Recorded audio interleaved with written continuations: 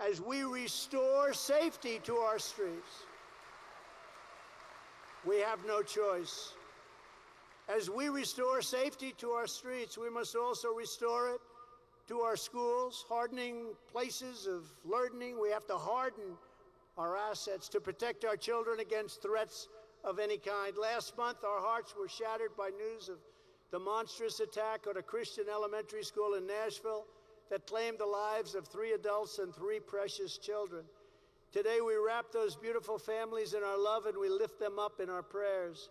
We also salute the law enforcement heroes who ran into danger and took out that killer with speed and skill that made us all very, very proud. That made us all very, very proud.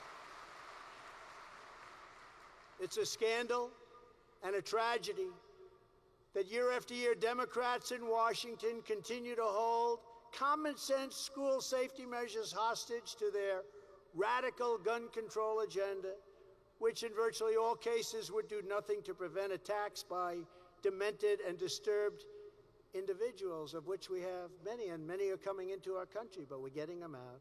Our country has been chock full of guns for centuries, and there was no talk of massacres of school children until around the year 2000. That's when it really started. They started talking about it. This is not a gun problem.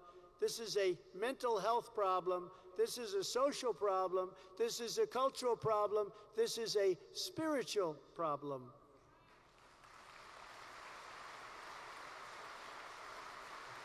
Each and every one of these heinous attacks depend on the same cold-blooded calculation that the evil monster will have a window of time to act out their demonic fantasy unchallenged. They want to be unchallenged. They don't want challenge. The only way to stop these wicked acts is to ensure that any sicko who would shoot up a school knows that within seconds, not minutes, they will face certain death. They have to know that. And they won't be doing it.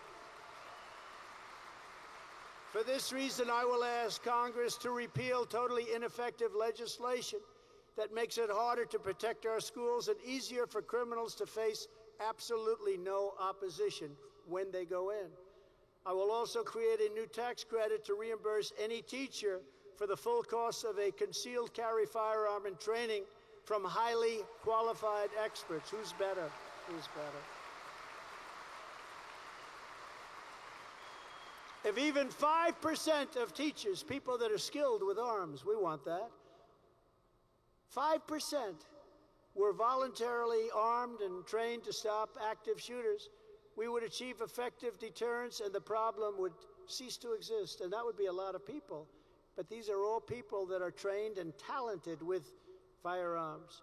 For about $12 billion, we could fund armed security guards at the entrance to every school in America and also arm every willing teacher. We want to arm some of these teachers. They have to go through rigorous, or as some people say, vigorous. I like vigorous better. I don't like rigorous. They have to go through vigorous training, but they're already there. And they'll do better than anybody you could put in, and they love our children. They really love our children. If we can send $120 billion to Ukraine, then we can afford 1/10 of that amount to protect American children in American schools.